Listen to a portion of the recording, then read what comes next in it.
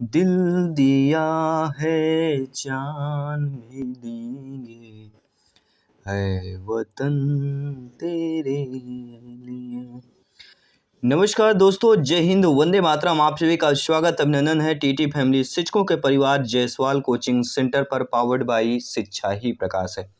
दोस्तों, बात करेंगे बाल विकास CDP child development and pedagogy के practice set number 3 by Jaiswal sir.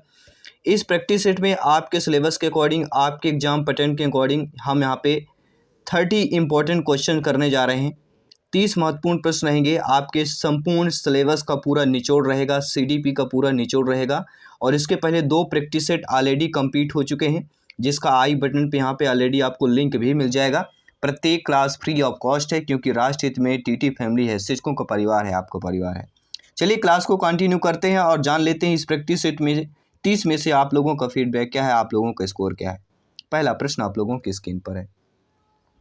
विकास के किस चरण को नायक पूजा की प्रवृत्ति का प्राचुर्य कहा जाता है? प्रारंभिक बाल्यावस्था, उत्तर बाल्यावस्था, प्रारंभिक किशोरावस्था या उत्तर किशोरावस्था। देखिए दोस्तों, विकास के जिस चरण को नायक पूजा, आपने पढ़ा होगा पूजा की, वीर पूजा की भावना ऐसे किस पर होती है? किशोरावस्था में होती है, 12 से लेकर 18 अवस्था की अवस्था में होती है। किशोरावस्था में देखिए यहाँ पे प्रारंभिक किशोरावस्था दिया गया है, मतलब प्रारंभिक किशोरावस्था जो होता है 12 से 15 या 12 से 16 कहलाता है, 12 से 15 कह सकते हैं। और 15 से 18 क्या होता है? उत्तर किशोरावस्था। तो जिस चरण में विकास के जिस चरण में नायक पूजा की प्रवृत्ति का प्राचुर्य कहा जाता है, वह आपका प्रारंभिक किशोरावस्था। थर्ड वाला ऑप्शन हमारा सही हो जाएगा। नो डाउट, आई होप आप सभी लोग अच्छे तरीके से समझ गए होंगे। बात करेंगे दूसरे प्रश्न की। सेकंड प्रश्न आप लोगों की स्क्रीन पर। निम्नलिखित में से कौन सा अधिगम सिद्धांत नैमित्तिक अनुबंधन कहलाता है? देखिए, महत्वपूर्ण सिद्धांतों का हमने 200 महत्वपूर्ण सिद्धांतों की एक मैराथन क्लास हमने कंप्लीट किया है। अगर आपने नहीं देखा है तो ऑलरेडी यहाँ पे लिंक भी हम दे देंगे, और साथ ही साथ इंड स्क्रीन पर भी आपको मिल जाएगा, तो ज़रूर देखिएगा। 200 महत्वपूर्ण सिद्धांतों का पूरा निचोड़ आपको मिल जाएगा, ठीक है। अगर आपने वो वीडियो देखा होगा तो ये सारे प्रश्न आपके लिए इजीली हो जाएंगे। तो ऐसा अधिगम जो सिद्धांत जो नैमित्तिक अनुबंध कहलाता है, प्रयत्नभूल, शास्त्रीय अनुबंधन, सक्रिय अनुबंधन, सूचना प्रक्रिया। देखिए, जब भी प्रयास और त्रुटि की बात की जाती है तो मनोवैज्ञानिक थांडाइक आता है। शास्त्रीय अनुबंधन की बात की जाती है, ईपी पॉलाव का नाम आता है, ठीक है। लेकिन नैमित्तिक अनुबंधन का जब जिक्र होता है तो आप सभी परिचित होंगे, हम किसकी बात करेंगे? सक्रिय अनुबंधन। जी हाँ, नैमित्तिक अनुबंधन को सक्रिय अनुबंधन के नाम से भी जाना जाता है। थर्ड ऑप्शन यहाँ पे सही कर लेना है। तीसरा प्रश्न क्या पूछा जा रहा है? स्क्रीन पर दिया गया है कि एक आंतरिक मानसिक दशा जो किसी व्यवहार को आरंभ करने तथा बनाए रखने के लिए प्रवृत्त करती है कहलाती है। वह क्या कहलाती है? सभी आप लोग परिचित होंगे अच्छी तरीके से। तो वह क्या कहलाती है साथियों? अभिक्षमता, अभिवृद्धि, अभिप्रेरणा या अभिरुचि की बात करेंगे। देखिए, एक आंतरिक मानसिक दशा जो किसी व्यवहार को आरंभ करते तथा बनाए रखने की प्रवृत्ति कहलाती है, वही हमारी क्या कहलाती है? वह हमारी अभिप्रेरणा कहलाती है, ठीक है। थर्ड ऑप्शन यहाँ पर सही हो जाएगा। देखिए, मोटिवेशन यानी कह सकते हैं अभिप्रेरणा। प्रेरणा से आप सभी लोग जानते हैं कि 1 या 2 प्रश्न जरूर पूछ लिया जाता है, एक प्रश्न तो पक्का ही आता है। इनमें से कौन सा युग्म जो है सही दिया गया है? देखिए, मानवतावादी अधिगम सिद्धांत की अगर बात करते हैं तो अब्राहम मैस्लो हैं, और अगर हम थांडाइक की बात करते हैं, संयोजनवादी के सिद्धांत कौन है? थांडाइक है। बिल्कुल सेकंड ऑप्शन हमारा युग्म सही दिया गया है, बाकी पहला ऑप्शन गलत है, क्योंकि कुर्ट लेविन जो है आपके किसके कहलाते हैं? अधिगम संबंधी क्षेत्र। यहाँ पे उल्टा दे दिया गया है। कुर्ट लेविन का अधिगम संबंधी क्षेत्र है और मैस्लो का क्या है? मानवतावादी अधिगम सिद्धांत। जी है, जब भी मानवतावादी अधिगम सिद्धांत होगा अब्राहम मैस्लो का नाम लिया जाएगा। अधिगम संबंधी क्षेत्र का सिद्धांत होता है, कर्ट लेविन का नाम लिया जाता है। संयोजनवादी का जिक्र होता है, थांडाइक का नाम आता है। लेकिन शास्त्रीय अनुबंधन का जब जिक्र होता है तो आपके स्किनर का नहीं, ईपी पॉलाव का नाम आता है। हमने आपको बताया भी था, ठीक है। पॉलाव आपके अनुबंधन के जनक किसे कहा जाता है? ईपी पॉलाव को कहा जाता है।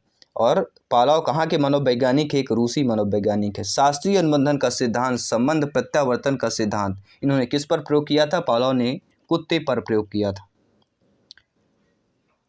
5वां प्रश्न आप लोगों की स्क्रीन पर दिया गया है कि निर्मितवादी शिक्षण प्रक्रियाओं में शिक्षक की भूमिका क्या होती है। देखिए, जब आप सभी लोग भावी अध्यापक अध्यापिकाएं हैं, जब आपकी नियुक्त होगी, आप लोग अध्यापक अध्यापिका बनेंगे, अपना जब कार्य निभाएंगे क्लास में, कक्षा में, विद्यालय में, तो ये बताइए कि निर्मितवादी शिक्षण प्रक्रिया में आपकी भूमिका क्या होगी, एक शिक्षक के रूप में, शिक्षिका के रूप में, अध्यापक अध्यापिका के रूप में। कौशल अर्जित करने में प्रशिक्षित करना, सूचनाओं का स्थानांतरण करना, ज्ञान निर्माण का सरलीकरण करना, छात्रों में अनुशासन बनाए रखना। देखिए, प्रश्न को हल करना हमें उस अवतरण पर जाना होता है। शिक्षक और बालक के संबंध में ही पेडागोजी प्रश्न होते हैं, सिद्धांत होते हैं, तो हमें उस पर जाना होगा। उसका जो है एक नायक नायिका का क्या है, वहाँ पे रोल करना होगा।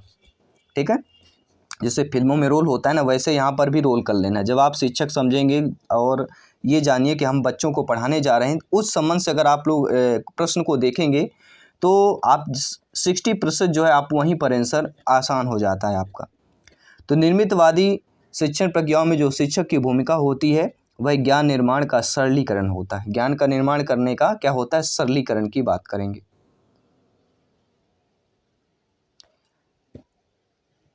वह चिंतन प्रक्रिया जो नवीन, मौलिक तथा उपयोगी विचार के उत्पन्न होने से लिप्त होती है, यह लिप्त हो क्या कहलाती है, सृजनात्मकता, बुद्धि, नवाचार या समस्या समाधान। देखिए साथियों, वह चिंतन प्रक्रिया जो नवीन, मौलिक तथा उपयोगी विचार के उत्पन्न में लिप्त होती है वह क्या कहलाती है, आप सभी परिचित होंगे, वही उसी को ही सृजनात्मकता कहा जाता है। क्रिएटिविटी की बात करेंगे, पहले ऑप्शन की बात करेंगे। अगला प्रश्न आप लोगों के स्क्रीन पर है, निम्नलिखित में से उच्च स्तरीय संज्ञानात्मक कौशलों के विकास के लिए सर्वथा उपयुक्त व्याख्यान प्रदर्शन है, परिचर्चा है, भूमिका निर्वहन है या प्रच्छादिगम की बात करेंगे। देखिए, उच्च स्तरीय संज्ञानात्मक कौशल के विकास के लिए जो सर्वथा हमारा उपयुक्त ऑप्शन हो जाएगा वह हो जाएगा प्रच्छादिगम। किसकी बात करेंगे, प्रच्छादिगम की बात करेंगे, डी ऑप्शन की बात करेंगे। निम्नलिखित में से कौन सा संज्ञानात्मक बुद्धि का घटक नहीं है, संवेगों को जानना, संवेगों का प्रबंधन, अन्य लोगों के संवेगों को पहचानना, संवेगों को जागृत करना। तो साथियों, कौन सा संवेगात्मक बुद्धि का घटक नहीं है, तो आप सभी लोग जानते हैं कि बुद्धि का घटक क्या होता है, संवेगों को जानना होता है, प्रबंधन करना होता है और उनको पहचानना होता है। संवेगों को जागृत करना यह संवेगात्मक बुद्धि का घटक नहीं होता है। तो according to question right option number 4 option D option हमारा सही हो जाएगा। अगला प्रश्न है, समायोजन वह प्रक्रिया है जिसके द्वारा कोई जीवधारी अपनी आवश्यकताओं तथा इन आवश्यकताओं की संतुष्टि से संबंधित परिस्थितियों में संतुलन बनाए रखता है। यह परिभाषा किसकी है, तो समायोजन की परिभाषा है कि समायोजन वह प्रक्रिया है जिसके द्वारा कोई जीवधारी अपने आवश्यकता तथा इन आवश्यकताओं की संतुष्टि से संबंधित परिस्थितियों में संतुलन बनाए रखता है। यह परिभाषा किसके द्वारा दी गई है, यह परिभाषा शेफर के द्वारा दी गई है। थर्ड ऑप्शन सही हो जाएगा। अगला प्रश्न है, निम्नलिखित में से कौन सी बुद्धि व्यक्ति की आयु के साथ अभिवृद्ध होने से नहीं रुक सकती है, शैक्षिक बुद्धि, स्थानगत बुद्धि, वाचिक बुद्धि या भावात्मक बुद्धि की बात करेंगे। इनमें से ऐसी बुद्धि जो व्यक्ति की आयु के साथ अभिवृद्ध होने से नहीं रुक सकती है, तो वह हमारी क्या कहलाती, भावात्मक बुद्धि। जी हाँ, भावात्मक बुद्धि ऐसी है जो व्यक्ति की आयु के साथ अभिवृद्ध होने पर यह रुकती नहीं है। ठीक है, तो डी ऑप्शन की बात करेंगे। बाकी अगर आयु में वृद्धि हो रही तो शैक्षिक, स्थानगत, वाचिक के तीनों में रुक जाती हैं या कम हो जाता है, लेकिन भावात्मक बुद्धि आपकी नहीं रुकती है। अगला प्रश्न है, 25 वर्षीय लड़का जिसकी मानसिक आयु 16 वर्ष है, उसका IQ लेवल क्या होगा। सिंपल है, IQ के एक प्रश्न जरूर प्रत्येक टीटी एग्जाम में पूछा जाता है। इसका फार्मूला सभी को पता होगा। IQ अर्थात सभी लोग जानते हैं बुद्धि लब्धता बराबर क्या होता है, MA मानसिक आयु। मानसिक आयु 16 है और करंट उसकी 25 है, मल्टीप्लिकेशन 100 कर दीजिए। यानी लड़का क्या है, लड़का 25 वर्ष का, लेकिन मानसिक आयु है 16 वर्ष के बराबर है। ठीक है, 25 से कम, 25 चौको 60, 16 चौको कितना होता है, 64 होता है। तो उसकी मानसिक बुद्धि लब्धता या IQ क्या होगा, 64 हो जाएगा। जो किस कैटेगरी पर गिना जाएगा ये आपको कमेंट करके बताना है। मंद बुद्धि होगा, हीन बुद्धि होगा, प्रखर बुद्धि होगा, अब कौन सा होगा आपको कमेंट करके बताना है, फीडबैक करके बताना है। अगला प्रश्न है, थार्नडाइक द्वारा प्रतिपादित सीखने के मुख्य नियम कितने हैं। ये साधारण सा प्रश्न हो गया क्योंकि हम बार बार आपको प्रैक्टिस सेट में बता चुके हैं, बार बार आपकी क्लास में बता चुके हैं। और थार्नडाइक से, EP पलाव से, स्किनर से, कोहलबर्ग से, ठीक है, और आपके एक मनोवैज्ञानिक रह जाते हैं जीन पियाजे जी। इन तीनों चारों पाँचों में से 3 से 5 नंबर का पूछा जाता है। और ऑलरेडी इन मनोवैज्ञानिकों का मनोविज्ञान का आपको प्लेलिस्ट मिल जाएगा। ये सारे मनोवैज्ञानिकों का पूरा निचोड़ आपको ऑलरेडी बता दिया गया है with description with important question के साथ। तो थॉर्नडाइक ने मुख्य नियम की बात करते हैं तो 3 नियम आते हैं, प्रभाव का नियम, तत्परता का नियम और एक होता है अभ्यास का नियम। अभ्यास, तत्परता और प्रभाव का, तो यहाँ पे हम बी ऑप्शन करेंगे। और गौड़ नियम आपके 5 होते हैं, ठीक है। पिछले प्रैक्टिस सेट में हमने आपको बताया भी था। डगलस तथा हॉलैंड के अनुसार संघर्ष का अर्थ क्या होता है? तो डगलस और हॉलैंड के अनुसार जो संघर्ष का अर्थ होता है वह क्या होता है? अगर परिचित हैं फटाफट कमेंट करें। तो कष्टदायक दशा का विरोध, विपरीत इच्छा, अनहोनी। तीनों निगेटिव हैं तो तीनों हमारा संघर्ष मतलब उपरोक्त सभी की बात करेंगे। तो डगलस और हॉलैंड के अनुसार जो है संघर्ष क्या होता है? कष्टदायक दशा या कोई विरोध होता है तब आप संघर्ष की स्थिति में होते हैं। जब विपरीत इच्छा होती तब संघर्ष होता है। जब अनहोनी होती तब संघर्ष होता है, ठीक है। तो उपरोक्त सभी यहाँ पे डी ऑप्शन की हम बात करेंगे। अगला प्रश्न स्क्रीन पर है। संप्रेषण विचार विनिमय के मूड में विचारों तथा भावनाओं को परस्पर जानने तथा समझने की प्रक्रिया है। ये परिभाषा किसकी है? तो संप्रेषण विचार के यहाँ पे बताया गया है। संप्रेषण विचार विनिमय के मूड में विचारों तथा भावनाओं को परस्पर जानने तथा समझने की प्रक्रिया है। ये परिभाषा किस मनोवैज्ञानिक की है, किस शिक्षा शास्त्री की है? आपको कमेंट करके बताना है। हम बात करेंगे एडगर डेल की बात करेंगे, बी ऑप्शन की बात करेंगे। अगला प्रश्न है साथियों, निम्न में से कौन से शिक्षण प्रतिमान का केंद्र बिंदु तथ्यों एवं संप्रत्यों का अवबोध अर्थात समझना करना है? अग्रिम, संगठक, वैज्ञानिक पूछताछ, सूचना प्रक्रिया या सहयोगी अधिगम। देखिए, शिक्षण प्रतिमान का केंद्र बिंदु तथा तथ्यों एवं संप्रत्यों का अवबोध या समझना करना जो है वह क्या कहलाता है? आप सभी परिचित होंगे। हम बात करेंगे अग्रिम संगठक की बात करेंगे, क्योंकि अवबोध और समझना किसी भी कार्य को अगर हम कर रहे हैं और किसी भी टॉपिक को हम पढ़ रहे हैं तो पहले उस टॉपिक को समझते हैं। ये क्या कहलाता है? हमारा अग्रिम संगठक कहला जाता है, ठीक है। आई होप आप समझ गए होंगे। चलिए बात करते हैं अगले प्रश्न की। लगभग 50 प्रश्न कंप्लीट कर चुके, 15 प्रश्न और 15 प्रश्न और करेंगे। टोटल ये पूरे संपूर्ण का निचोड़ प्रैक्टिस सेट आपके कंप्लीट करते हैं। साथियों, निम्नलिखित में से कौन सा शिक्षण प्रतिमान का आधारभूत अवयव नहीं है? उद्देश्य, संप्रेषण, संरचना या सामाजिक प्रणाली। तो ऐसा शिक्षण प्रतिमान जो आधारभूत अवयव ना हो वह क्या कहला जाता है? तो वह कहलाता है संप्रेषण। इसमें आधारभूत अवयव नहीं होता है, ठीक है। बाकी आपके उद्देश्य, संरचना, सामाजिक प्रणाली इन तीनों में होते हैं, लेकिन संप्रेषण में आधारभूत आपका अवयव नहीं होता है। निम्नलिखित में से कौन सा युग्म जो है सही दिया गया है? तो आप सभी लोग परिचित होंगे हम किसकी बात कर रहे हैं। देखिए, आगमन शिक्षण प्रतिमान हिल्दा ताबा, बिल्कुल यहाँ पे सही दिया गया है। आगमन शिक्षण प्रतिमान के प्रवर्तक कौन है? हिल्दा ताबा हैं। और बाकी लगभग जो है सारे आपके गलत दिए गए हैं। और हम आपको बता चुके हैं जब पहला प्रैक्टिस सेट किए थे तो शायद इनको डिटेल के साथ हमने बात भी किया था आप सभी से। आई होप आप लोगों ने पहला प्रैक्टिस सेट जरूर देख लिया होगा। आइए बात करते हैं अगले प्रश्न की। निर्मितवादी उपागम का परिणाम क्या होता है? संज्ञानात्मक मनोविज्ञान का, सामाजिक मनोविज्ञान का, व्यवहारवादी मनोविज्ञान का या एवं भी दोनों मनोविज्ञान का? देखिए, निर्मितवादी उपागम, निर्मित करना, तो निर्मितवादी उपागम का जो परिणाम होता है वह क्या होता है? संज्ञानात्मक मनोविज्ञान और सामाजिक, ये दोनों होता है। संज्ञानात्मक और सामाजिक मनोविज्ञान ये दोनों होते हैं, अर्थात ए व बी दोनों हमारा डी ऑप्शन वाला यहाँ पे अकॉर्डिंग टू क्वेश्चन सही हो जाएगा। आइए बात करते हैं अगले प्रश्न की। शिक्षा मनोविज्ञान, एजुकेशन साइकोलॉजी मनोविज्ञान की वह शाखा है जो शिक्षण एवं सीखने से संबंधित। यह परिभाषा किसकी है? स्किनर की है, क्रोएमक्रो की है, गेट्स की है, सोरेनसन की? सभी लोग बताइए।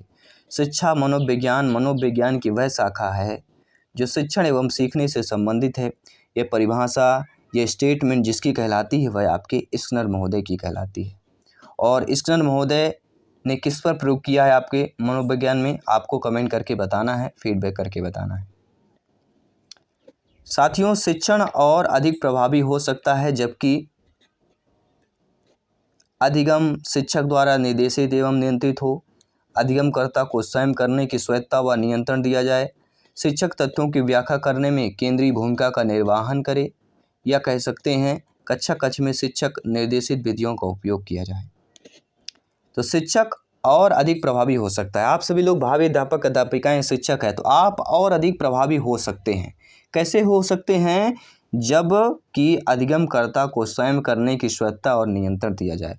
जो अधिगमकर्ता होता है, जो सीखता है, उसको स्वयं स्वायत्ता दी जाए, ठीक है, और नियंत्रण करना दिया जाए, तो शिक्षक और अधिक यहाँ पे प्रभावी हो सकता है। ठीक है, अब ये आप समझ गए होंगे कि अधिगमकर्ता को स्वयं करने की स्वायत्ता, इस शब्द इस लाइन को आपने समझ लिया होगा, आई हो। चलिए ठीक है, बात कर लेते हैं अगले प्रश्न की। अगला प्रश्न है, सृजनात्मकता की विशेषता क्या होती है? तो सृजनात्मकता की विशेषता यह होती है कि बच्चा जो है लचीलापन, मौलिकता, प्रभावशीलता, ये तीनों उपलब्ध हो जाते हैं। ठीक है, सृजनात्मकता की विशेषता है लचीलापन, मौलिकता और प्रभावशीलता। उपरोक्त सभी डी ऑप्शन को यहाँ पे हम सही कर लेंगे।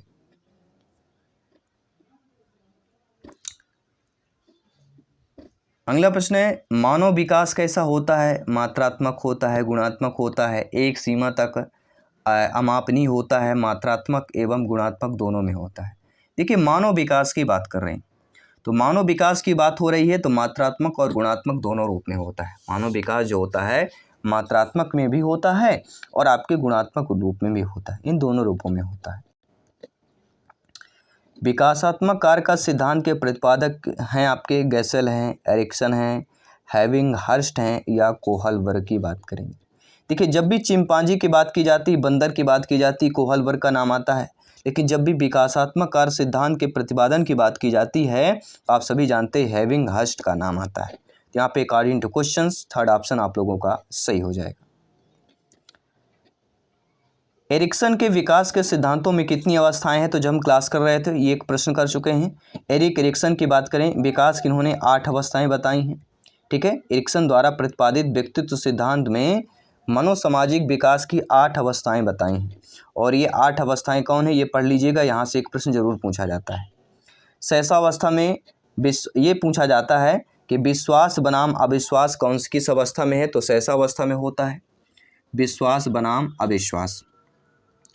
स्वतंत्रता बनाम लज्जाशीलता प्रारंभिक बाल्यावस्था में, पहल बनाम दोषिता खेल अवस्था में, परिश्रम बनाम हीनता स्कूल अवस्था में, अहम पहचान बनाम भूमिका किशोर अवस्था। अहम पर व्यक्ति आ जाता है, अहम पहचान बनाम भूमिका संभ्रांति किशोरावस्था, घनिष्ठ बनाम विलग्न तरुण वयस्कता अवस्था, जन्नात्मकता बनाम स्थिरता मध्यावयस्कता अवस्था की बात करेंगे, और परिपक्व तारु अहम संपूर्णता बनाम निराशा। ठीक है, तो संपूर्णता बनाम निराशा किसकी होती है? परिपक्वता तारु। तो यहाँ पे बात करेंगे अहम संपूर्णता बनाम, ये आपके 8 अवस्थाएं हैं। एरिक एरिक्सन की बात करेंगे। अगला प्रश्न स्क्रीन पर है, विकास व्यक्ति के नवीन विशेषताएं उत्पन्न करता है, ये कथन किसका? जो विकास होता है वह व्यक्ति के यानी हमारे और आप में जो है नवीन विशेषताएं उत्पन्न करता है। यह कथन हरलाक का है, जेम्स डेबर का है, मैकडूगल का है या मुंद्रो का है? सभी लोग बताइएगा। जी हाँ, प्रत्येक भाई बहन शिक्षक बंधु जिनका सपना है टेट एग्जाम को फतह करना, 101% यहाँ पर सिलेक्शन पाना, सभी कमेंट कीजिएगा मेरे प्यारे प्यारे भाइयों की प्यारी प्यारी बहनें गृहिणी। जी हाँ, प्रत्येक भाई बहन शिक्षक बंधु। देखिए साथियों, विकास व्यक्ति में नवीन विशेषताएं जो उत्पन्न होती है या उत्पन्न करता है, ये कथन आपके किस मनोवैज्ञानिक है? तो यह हरलाक का महोदय का। ये बात को आपको लाग कर लेना है कि विकास व्यक्ति में नवीन विशेषताएं उत्पन्न करता है, इस बात को लाग कर लेना है, हर व्यक्ति को लाग कर लेना है। हरलाक की बात करेंगे।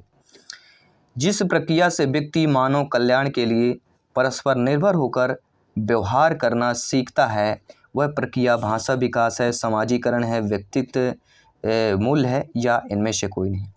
तो जिस प्रक्रिया से व्यक्ति मानव कल्याण के लिए परस्पर निर्भर होकर व्यवहार करना सीखता है, इसी प्रक्रिया को साथियों समाजीकरण कहा जाता है। सेकंड ऑप्शन सही हो जाएगा।